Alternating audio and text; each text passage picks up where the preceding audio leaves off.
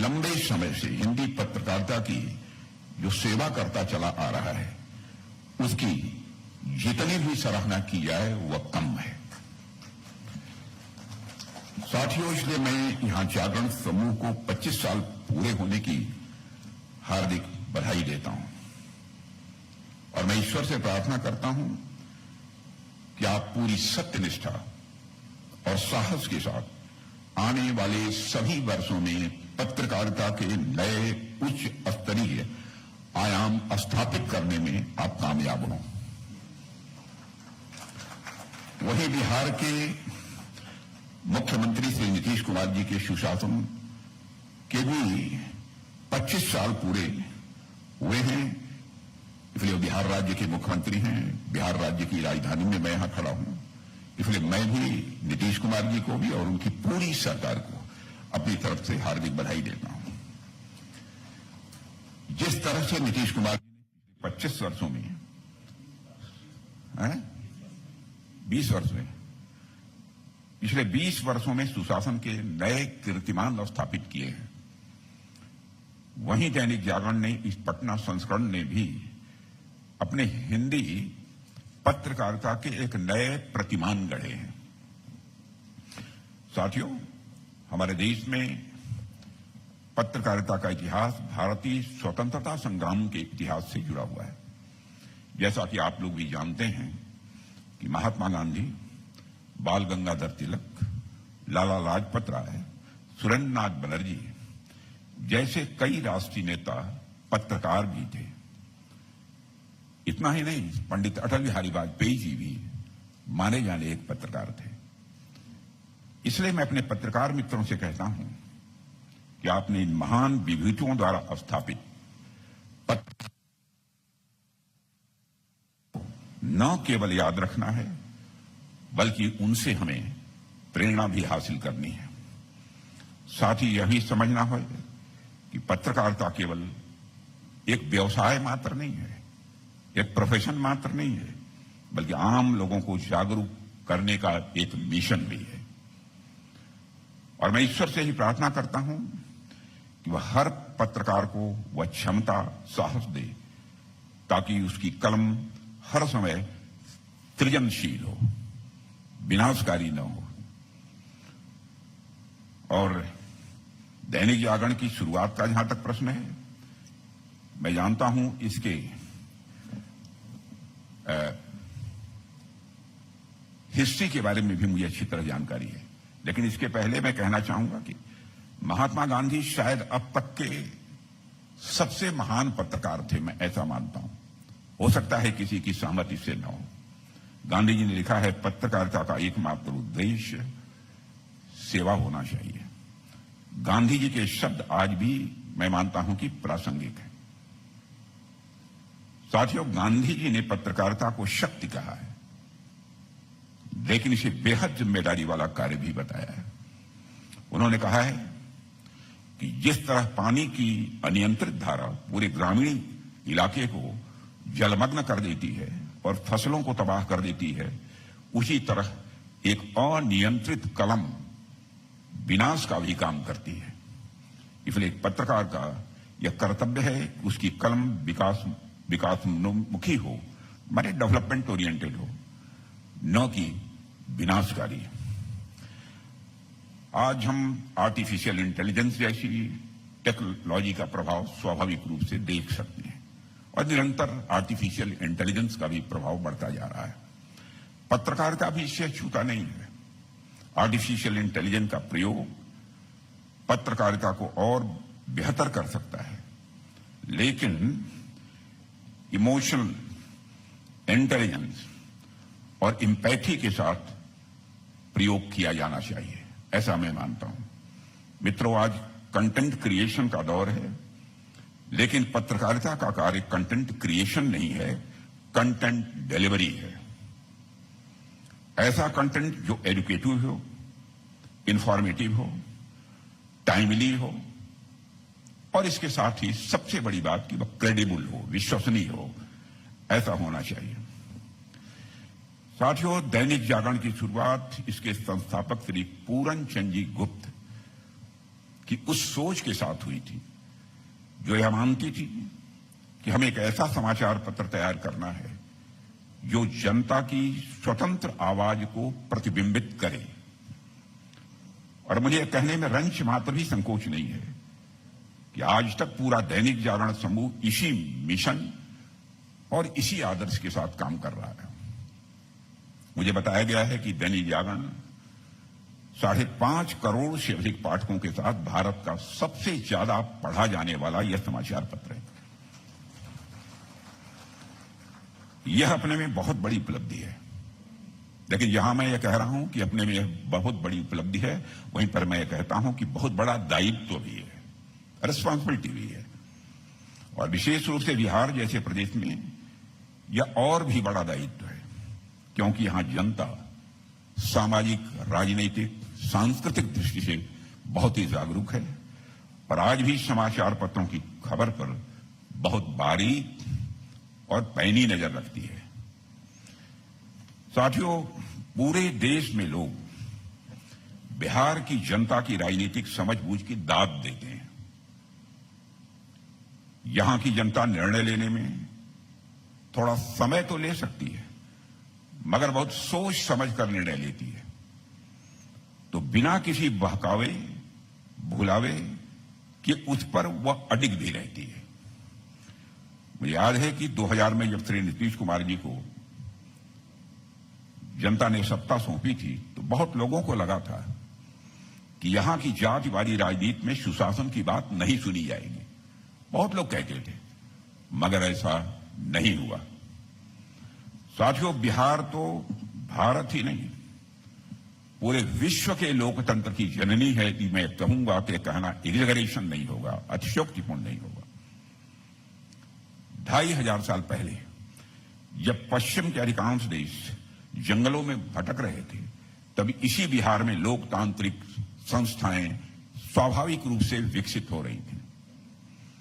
यह बिहार ही है जहां चंपारण के किसानों ने आंदोलन करके अंग्रेजों की हुकूमत की नींव हिलाने में कामयाबी हासिल की थी। आजादी के बाद जब भारतीय लोकतंत्र को आधुनिक स्वरूप प्रदान करने की प्रक्रिया प्रारंभ हुई, तब भी जिम्मेदारी बिहार की धरती के लाल डॉक्टर राजेंद्र प्रसाद को दी गई थी। प्रथम राष्ट्रपति वह भारत के बने थे। संविधान सभा के अध्यक्ष के रूप में जो महान संविधान उन्होंने भारत को दिया है, आज देश उसका अमृत महोत्सव मना रहा है। साथियों, भारत का लिखित इतिहास 6ठी शताब्दी ईसा पूर्व से प्रारंभ होता है और यह वह काल था जब देश में महात्मा बुद्ध और महावीर स्वामी जैसे युग पुरुषों का अवतरण हुआ था। उसके बाद मगध एक राजनीतिक इकाई के रूप में उभरा जो वर्तमान में बिहार है और उस राज्य का केंद्र बन गया। इसलिए यदि मैं यह कहूं कि भारत का प्रारंभिक प्राचीन इतिहास बिहार के इतिहास से शुरू होता है, तो यह कहना भी कोई अतिशयोक्तिपूर्ण नहीं होगा। साथियों, मैं मानता हूं कि भारत का भविष्य भी बिहार के भविष्य से जुड़ा हुआ है। इस दृष्टि से देखा जाए तो दैनिक जागरण के आज इसकी कार्यक्रम की जो थीम है, समर्थ बिहार, सशक्त भारत, वो अत्यंत सार्थक है। मित्रों, भारत का लिखित इतिहास 6ठी शताब्दी ईसा पूर्व से प्रारंभ होता है और अब जब मगध एक राजनीतिक इकाई के रूप में उभरा और मगध वर्तमान बिहार राज्य का केंद्र बन गया, भारत का प्राचीन इतिहास बिहार का इतिहास है। इसलिए भारत का भविष्य वही होगा जो बिहार का भविष्य होगा। इस दृष्टि से यदि देखा जाए तो दैनिक जागरण के इस कार्यक्रम की थीम समर्थ बिहार, सशक्त भारत, यह अपने आप में अत्यंत सार्थक है। साथियों, बिहार भगवान बुद्ध, भगवान महावीर और सम्राट अशोक की धरती है, जिनसे संपूर्ण मानवता ने शांति और सद्भाव सीखा है और उन्होंने ऐसे समाज का आदर्श प्रस्तुत किया है जिसमें द्वेष और कलह की कोई गुंजाइश न हो। शासन व्यवस्था क्या होती है, बिहार ने पूरे विश्व को इससे भी परिचित कराया है। साथियों, यह देश का दुर्भाग्य है और बिहार का तो उससे भी बड़ा दुर्भाग्य है कि जब देश आजाद हुआ तो बिहार में सरकारें तो बनी, पर बिहार में जैसा होना चाहिए था शायद वैसा नहीं हो पाया। यह मेरा व्यक्तिगत मत है। उसके बाद की भी अधिकांश सरकारों ने यहां के लोगों को सिर्फ गरीबी का अभिशाप दिया। आप जरा सोचिए, एक ऐसा राज्य जहां प्राचीन काल से ही नालंदा विश्वविद्यालय, विक्रमशिला और ओदंतपुरी जैसी शिक्षा के महत्वपूर्ण केंद्र विद्यमान थे, वहां की शिक्षा व्यवस्था को ही ध्वस्त करके उसे गर्त में धकेल दिया गया, अराजकता और अपराध के अंधकार में उसे धकेल दिया गया। साथियों, बिहार के स्वाभिमानी लोगों से मैं ये कहूं कि उनका आत्मसम्मान छीना गया तो यह कहना भी गलत नहीं होगा। जात पात और मजहब के नाम पर लोग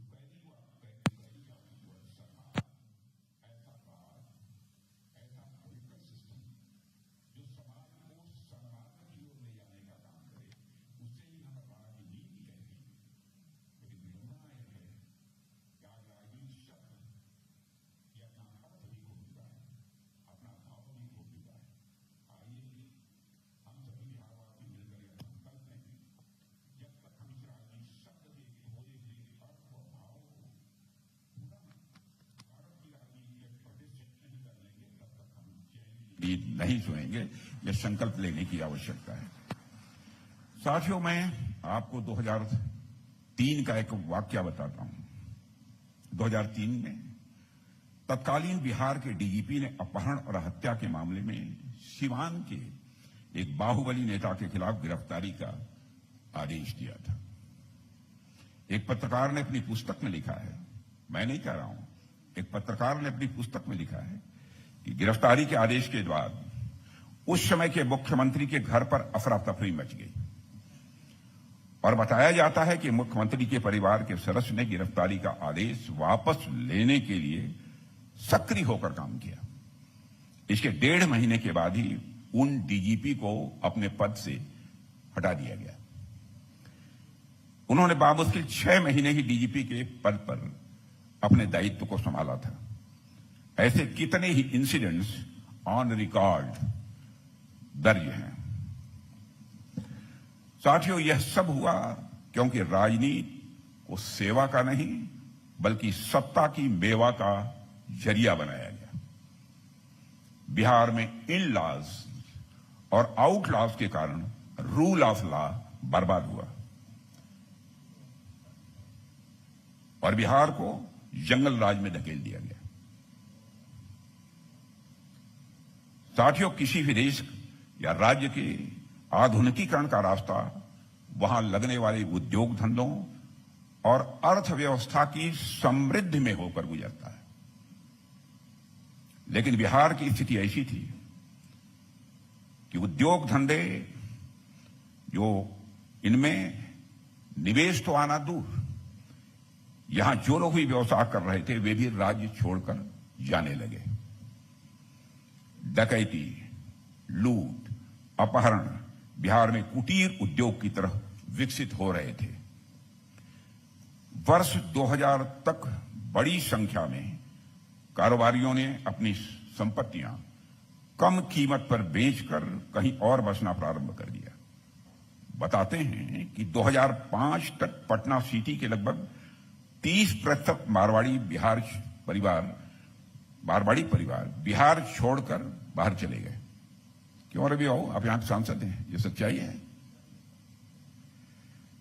बिहार में ऐसी हालात हो गई थी कि शाम 7 बजे के बाद लोगों का बाहर न निकलना एक आम बात थी। नेशनल हाईवेज पर बसें पुलिस सुरक्षा में चलती थी। पटना गया रोड बिहार ही नहीं, देश के सबसे खतरनाक हिस्सों में से एक हो गए थे, ऐसा कहा जाता है। एलपीजी रिफॉर्म्स, एलपीजी मैं किसे कह रहा हूं? एलपीजी रिफॉर्म, लिबरलाइजेशन, प्राइवेटाइजेशन और ग्लोबलाइजेशन के बाद जब बाकी राज्य आगे बढ़ रहे थे तो बिहार में प्रति व्यक्ति आय वास्तव में घट रही थी। और जब देश स्वतंत्र हुआ था उस समय बिहार की प्रति व्यक्ति आय राष्ट्रीय औसत की 80% थी, जो 2003-04 में घटकर मात्र 30% रह गई थी। 2005-06 में बिहार की प्रति व्यक्ति आय भारतीय राज्यों में सबसे कम थी। हालात इतने बदतर हो गए कि देश विदेश में बिहार को एक बास्केट केस कहा जाने लगा था। और दुख की बात यह थी कि खुद बिहार के लोगों ने भी मान लिया था कि इस राज्य का कुछ नहीं हो सकता। लोगों की उम्मीदें टूट चुकी थी, व्यवस्था चरमरा चुकी थी और लोग बदलाव की कल्पना करना तक भी छोड़ चुके थे। लेकिन फिर साथियों, एक निर्णायक मोड़ आया। नीतीश कुमार जी के नेतृत्व में और एनडीए शासन के तहत एक नई शुरुआत हुई, जहां राजनीतिक इच्छा शक्ति, ईमानदार नीयत और जन कल्याण के प्रति उनके समर्पण ने बिहार की तस्वीर बदलना प्रारंभ किया। कानून व्यवस्था सुधरी, अपेक्षाकृत सड़कों का जाल बिछा, शिक्षा और स्वास्थ्य को प्राथमिकता मिली और सबसे महत्वपूर्ण, लोगों का भरोसा वापस लौटा। बिहार ने साबित कर दिया कि अगर नेतृत्व सच्चा हो और दिशा सही हो तो कोई भी बदलाव असंभव नहीं होता। और बिहार की जनता जानती है कि सकारात्मक बदलाव के बाद राह बदलना किसी भी दृष्टि से उचित नहीं होगा। बिहार की जागरूक जनता इस यथार्थ को भी अच्छी तरह समझती है। साथियों, आज बिहार के लोग बेहतर हवा में सांस ले रहे हैं। बिहार का विकास हो रहा है। यह सब मुमकिन हुआ है एनडीए और नीतीश जी के सामूहिक प्रयासों की वजह से।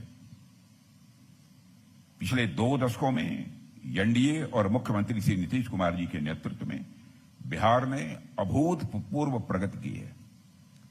पुराने जंगल राज की छवि को तोड़ने में कामयाबी हासिल की है और इससे सकारात्मक बदलाव स्पष्ट रूप से दिखा है। साथियों, 2013 में नोबेल पुरस्कार विजेता अर्थशास्त्री जोसेफ स्टिग्लिट्ज जब नालंदा के किसानों से मिले तो उन्होंने कहा था कि बिहार के जैविक किसान वैज्ञानिकों से भी बेहतर हैं। यह मैं नहीं कह रहा हूं, यह उन्होंने कहा था, जोसेफ ने। और उनकी खेती की पद्धतियों को दुनिया भर में दोहराया जाना चाहिए, यह बात भी उन्होंने कही थी। यानी जिस बिहार को कभी नरक कहा गया था, अब वह नवाचार और आत्मनिर्भरता की मिसाल बन चुका है। साथियों, द इकोनॉमिस्ट पूरे विश्व की एक मानी जानी पत्रिका है, जिसने एक समय बिहार को इंडियाज आर्मपिट कहा था। उसी ने नीतीश कुमार जी के शासन में बिहार की सराहना करते हुए लिखा है उसने, बिहार भारत की सबसे अप्रत्याशित, अनएक्सपेक्टेड लेकिन शानदार टर्न अराउंड स्टोरी है। और इस पत्रिका ने लिखा कि कैसे बिहार में सड़कें बनी, काफी हद तक स्कूलों में बच्चे पहुंचे, कानून व्यवस्था सुधरी और विकास की एक नई धारा शुरू हुई। साथियों, यह अंतर दिखाता है कि जब नेतृत्व मजबूत हो, नीयत साफ हो और शासन में ईमानदारी हो, इसीलिए मेरा विश्वास है कि वही बिहार जिसे कभी दुनिया हिकारत से देखती थी, आज वह प्रेरणा बन सकता है। बिहार के अंदर वह क्षमता है, बिहारवासियों के अंदर वह योग्यता और प्रतिभा है। एनडीए की बिहार में जो हमारी सरकार है, वह बिहार के विकास और प्रगति के लिए पूरी तरह से प्रतिबद्ध है। प्रधानमंत्री श्री नरेंद्र मोदी जी के नेतृत्व में कोऑपरेटिव फेडरलिज्म के साथ काम करते हुए केंद्र सरकार ने बिहार के विकास में कोई कसर नहीं छोड़ी है।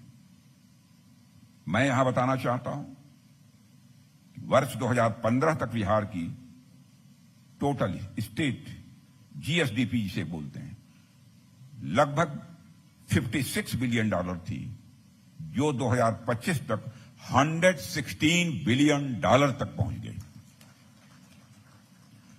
साथियों, बिहार के पास एक बहुत बड़ा cost effective industrial labour base है, जो इस राज्य को औद्योगिकरण के लिए एक, मैं मानता हूं कि एक आइडियल डेस्टिनेशन इस बिहार राज्य को बनाता है। और साथ ही बिहार देश के सबसे कृषि प्रधान राज्यों में से एक है। बिहार भारत में सब्जियों का चौथा सबसे बड़ा और फलों का 8वां सबसे बड़ा उत्पादक राज्य है। खाद्य प्रसंस्करण, डेयरी, चीनी, विनिर्माण और स्वास्थ्य सेवा राज्य के सबसे तेजी से बढ़ते उद्योगों में से हैं। बिहार में पर्यटन के विकास के लिए बहुत सारी संभावनाएं हैं। मैं आपको यह विश्वास दिलाता हूं कि बिहार के इन सभी पोटेंशियल को ध्यान में रखकर आज हमारी सरकार यहां काम कर रही है।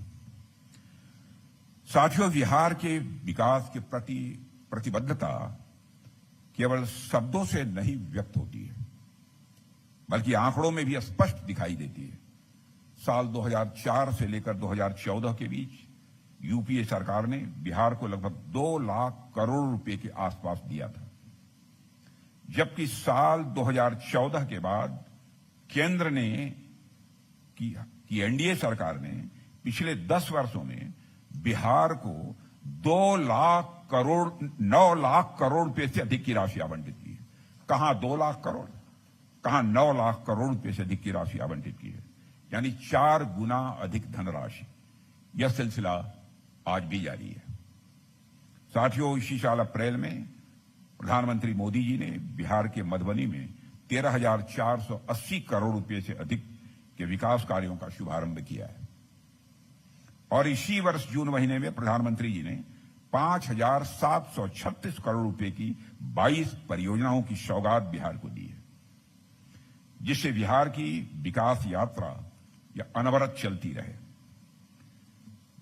साथियों, बिहार की कनेक्टिविटी बढ़ाने का भी कार्य किया जा रहा है और इस वर्ष फरवरी 2025 तक 86,458 करोड़ रुपए की 57 यानी 57 रेल परियोजनाओं पर काम चल रहा है, जिनमें 5,346 किलोमीटर नई लाइनें, डबलिंग ट्रैक्स और साथ ही साथ गेज कन्वर्जन भी शामिल है। इसके अतिरिक्त 3,164 करोड़ रुपए की लागत से 98 अमृत भारत स्टेशनों का पुनर्विकास किया जा रहा है। मैं कुछ वर्षों पहले जब कभी पटना आया था, उस समय का पटना देखता था। आज वो पटना, जब मैं पिछली बार आया था 1 महीने पहले, तो मैंने कहा, सम्राट जी चौधरी थे, दिलीप जी थे, सब सारे लोग, मैंने कहा आप मुझे पटना पहले की अपेक्षा ये बदला हुआ नजर आ रहा है। अप्रत्याशित बदलाव हमको देखने को मिला है। साथियों, 2014 से बिहार ने लगभग 3,020 किलोमीटर लंबी पटरियों का विद्युतीकरण करके 100% विद्युतीकरण को हासिल कर लिया है। इसलिए मैं बिहार सरकार को बधाई देता हूं। 12 वंदे भारत ट्रेनें और 1 अमृत भारत एक्सप्रेस अब ऑपरेशनल हैं। ऑपरेशन होगी नहीं, ऑपरेशनल हैं। प्रधानमंत्री जी ने अभी जुलाई में दरभंगा में एक नए software technology parks of India facility का भी उद्घाटन किया है। पटना में एक अत्याधुनिक इनक्यूबेशन सेंटर का भी उद्घाटन किया है, जिससे राज्य में डिजिटल क्रांति आएगी। और ये सभी पहल बिहार को आईटी हब और इंटरप्रेन्योरशिप का केंद्र बनाने की दिशा में एक महत्वपूर्ण कदम है। ऐसी मान्यता ही नहीं है, बल्कि मेरा पक्का विश्वास है। साथियों, हमारी सरकार ने सोशल वेलफेयर की दिशा में भी कई कदम उठाए हैं, जिनसे लोगों का जीवन आसान हुआ है। उदाहरण के लिए पिछले 11 वर्षों में पीएम आवास योजना के तहत देश में गरीबों के लिए 4 करोड़ से ज्यादा घर बनाए गए हैं, जिनमें से करीब 60 लाख घर अकेले बिहार में गरीबों के लिए बनाए गए। और साथ ही बिहार में 20 लाख से ज्यादा लखपति दीदी भी बन चुकी हैं। साथियों, आज मिथिला का मखाना अब सुपर फूड के रूप में वैश्विक मान्यता प्राप्त कर चुका है। अब बिहार के लोगों को कितनी जानकारी है मैं नहीं जानता, लेकिन मैं कह रहा हूं सुपर फूड के रूप में वैश्विक मान्यता प्राप्त कर चुका है। मखाने को जीआई टैग दिया गया है। यह कोई छोटी बात नहीं है। मैं जब भी कहीं विदेशों में दौरे पर जाता हूं तो बिहार का मखाना मैं साथ लेकर जाता हूं। इससे बेहतर स्नैक्स और कोई नहीं है। हमारी सरकार ने मखाना बोर्ड के गठन की भी घोषणा की है। मखाना अनुसंधान केंद्र को राष्ट्रीय दर्जा भी दिया गया है। अब हमारा मखाना अंतर्राष्ट्रीय बाजारों तक पहुंचेगा और सारी दुनिया में बिहार की एक अलग पहचान बनेगी। साथियों, नालंदा विश्वविद्यालय से कभी चीन के महान विद्वान वैनसांग ने दुनिया का अद्वितीय ज्ञानपीठ बताया था। उन्होंने लिखा था कि नालंदा के हजारों आचार्य अद्वितीय प्रतिभा और बुद्धिमत्ता के धनी हैं। वही नालंदा सदियों तक खंडहरों में पड़ा रहा। एक समय था जब पूरी दुनिया भारत के इस ज्ञान के मंदिर की ओर देखती थी, और एक समय ऐसा भी आया जब वह इतिहास के पन्नों तक सीमित रह गया। लेकिन आज प्रधानमंत्री मोदी जी के नेतृत्व में नालंदा को फिर से एक नई पहचान, एक नई ऊर्जा और एक नया जीवन मिला है। साथियों, यह सिर्फ एक विश्वविद्यालय का पुनरुद्धार नहीं है, यह भारत की ज्ञान परंपरा के पुनर्जागरण का प्रतीक है। यह सिर्फ ईंट पत्थर से बनी इमारत का पुनर्निर्माण नहीं है, यह भारत की ज्ञान परंपरा को फिर से विश्व मंच पर स्थापित करने के संकल्प की अभिव्यक्ति है। साथियों, प्रधानमंत्री मोदी जी के नेतृत्व में हम लोग विकास भी और विरासत भी के मंत्र से प्रेरित होकर काम कर रहे हैं। आप सभी को पता होगा कि जगत जननी मां जानकी की जन्मस्थली पुनौरा धाम सीतामढ़ी को समग्र रूप से विकसित किए जाने हेतु भव्य मंदिर सहित अन्य संरचनाओं का डिजाइन तैयार होने वाला नहीं है, बल्कि अब तैयार हो गया है। जहां हमने अयोध्या में भगवान राम का भव्य मंदिर बनाया है, वहीं मां सीता का भी एक भव्य मंदिर इस बिहार की धरती पर हम बनाएंगे। हम यह बिहार की जनता को आश्वस्त करना चाहते हैं। साथियों, भारत की विरासत को सहेजने की दिशा में अभी इसी सप्ताह भगवान बुद्ध के पवित्र पिपराहवा अवशेषों की 127 साल बाद भारत की धरती पर वापसी हुई है, और यह निश्चित रूप से हमारी सांस्कृतिक विरासत के लिए एक आनंददायक घटना है।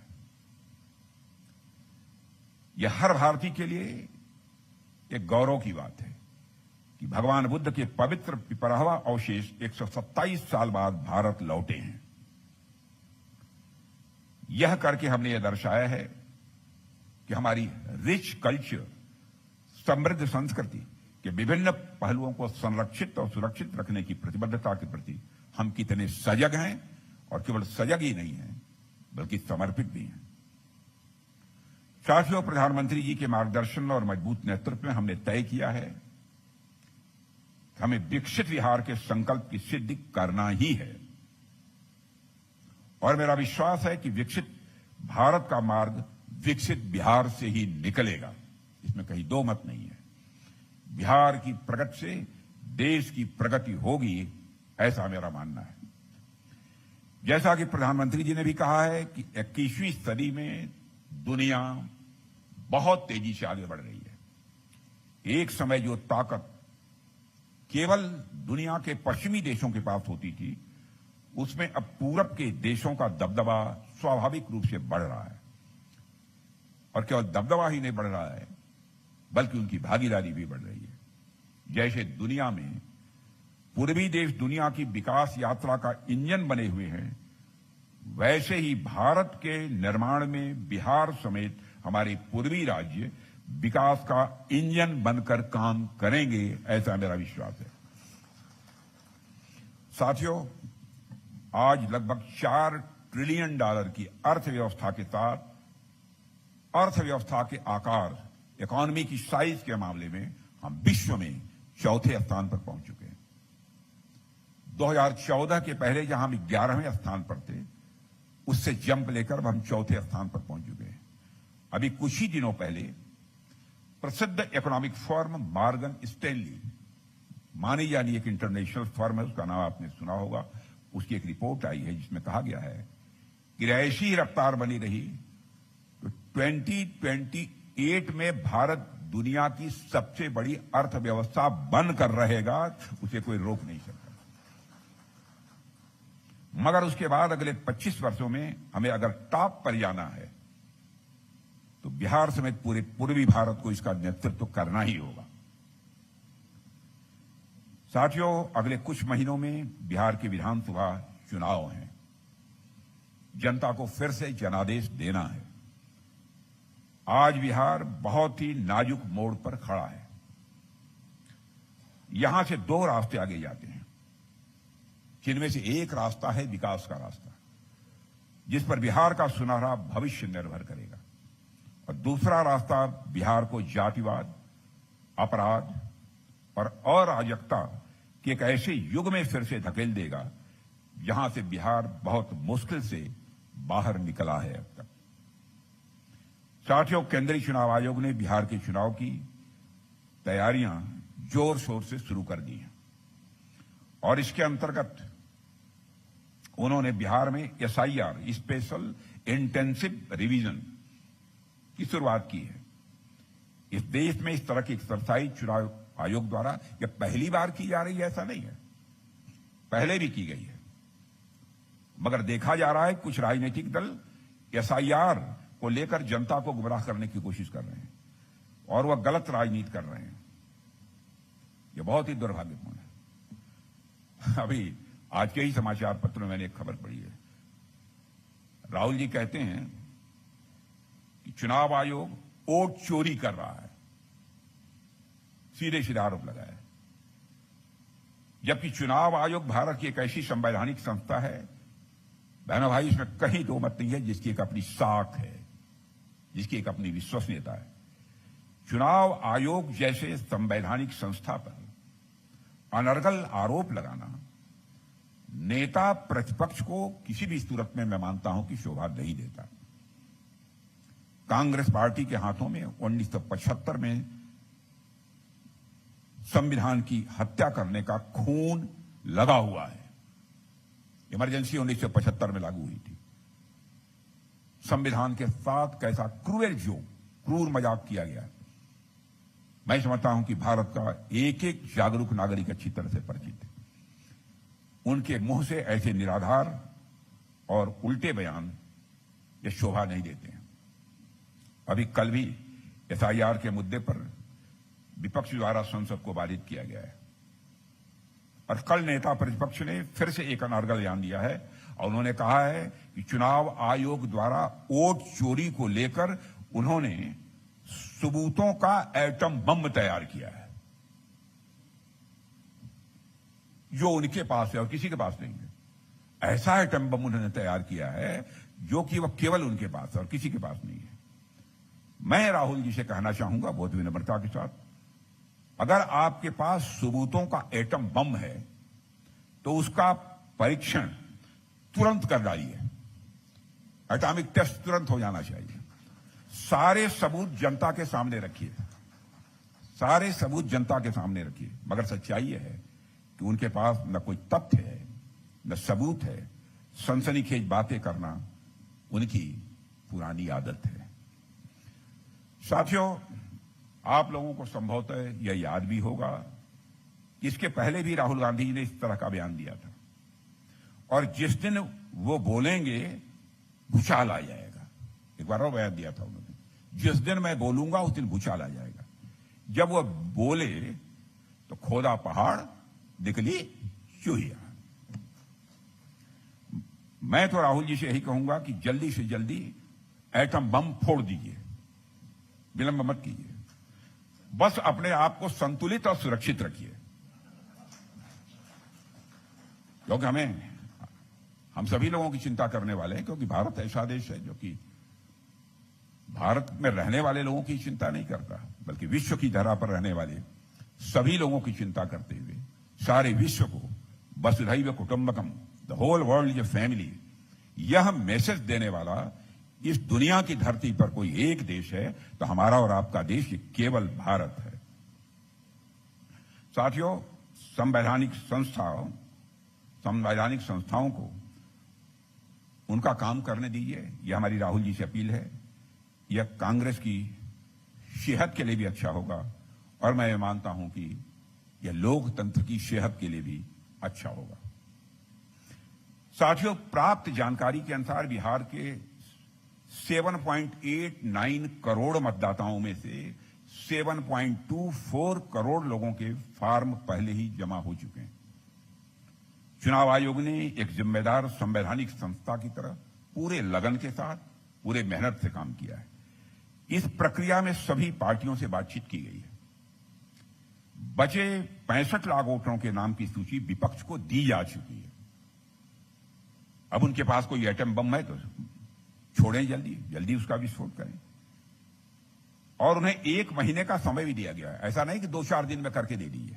1 महीने का समय दिया गया है कि अगर किसी को कोई आपत्ति हो और वह बता सके तो अच्छा होगा। अगर गलती से किसी का नाम छूट भी गया है या फॉर्म जमा नहीं हुआ है तो उसे ठीक किया जा सकता है। यह इलेक्शन कमीशन ने 2 टूक शब्दों में कहा है। यह एक पारदर्शी प्रक्रिया है, ट्रांसपेरेंट प्रोसेस है।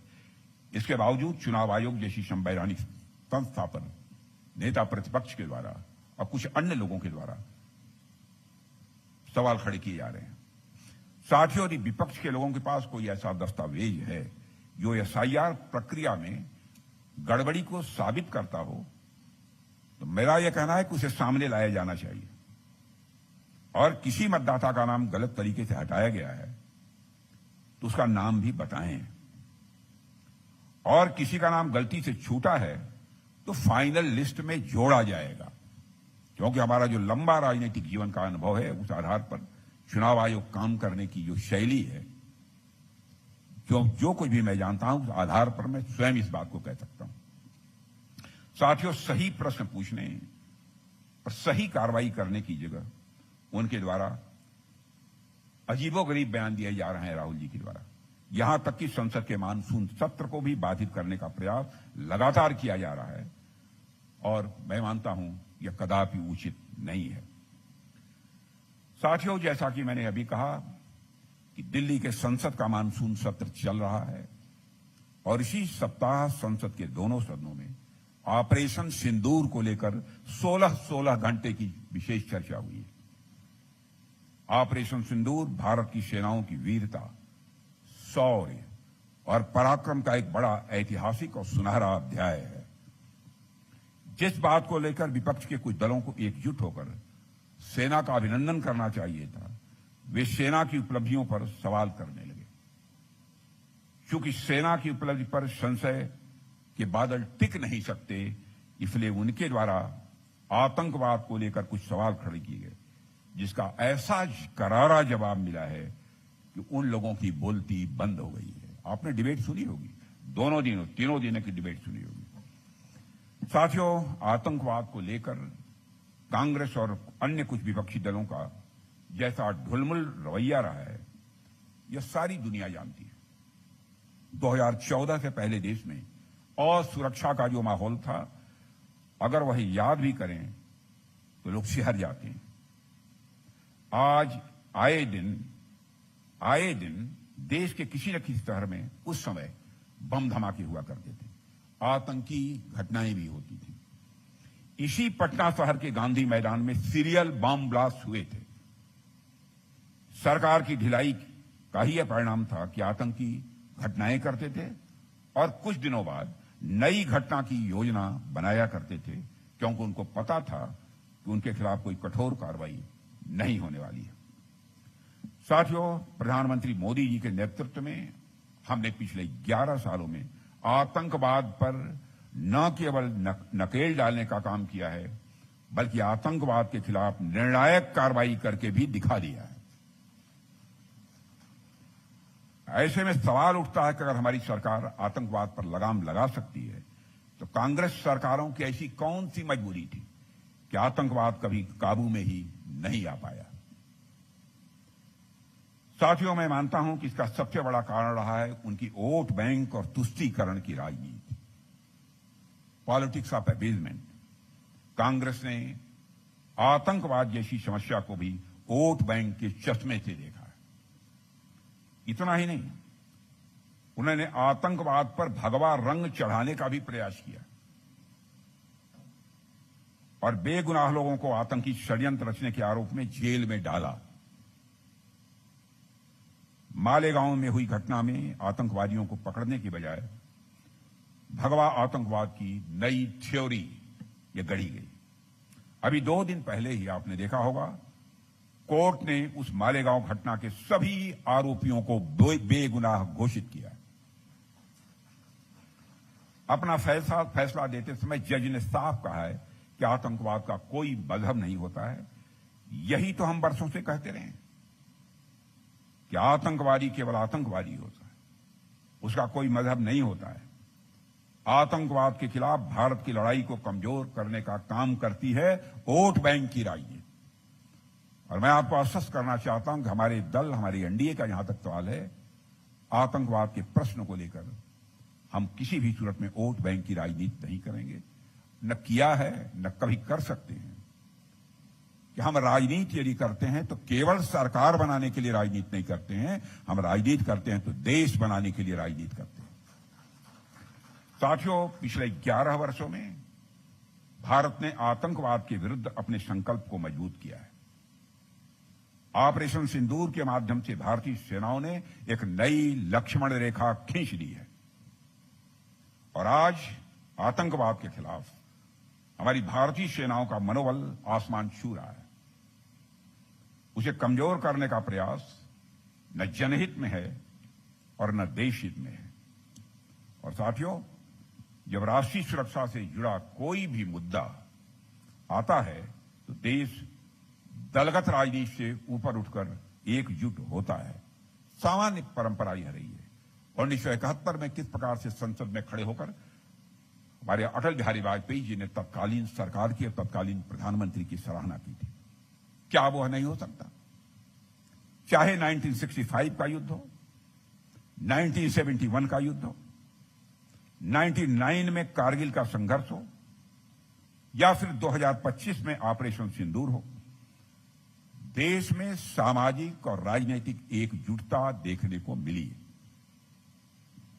हमारी यह कोशिश रही है कि एकता टूटनी नहीं चाहिए, तभी हमारा देश आतंकवाद की समस्या का स्थायी समाधान कर सकेगा।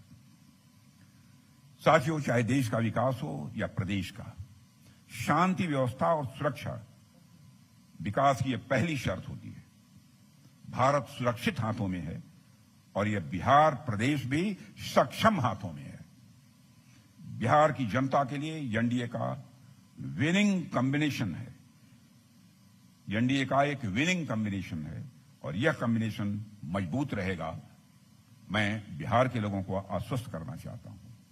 इन्हीं शब्दों के साथ और इस अटूट विश्वास के साथ कि समर्थ बिहार के सपनों को साकार कर सशक्त भारत की दिशा में हम निश्चित रूप से आगे बढ़ेंगे। और एक बार फिर मैं दैनिक जागरण समूह को बिहार में प्रकाशन के 25 गौरवशाली वर्ष पूरे होने पर हार्दिक बधाई देता हूं और मैं इन्हीं शब्दों के साथ अपना निवेदन समाप्त करता हूं। आप सबको बहुत बहुत धन्यवाद।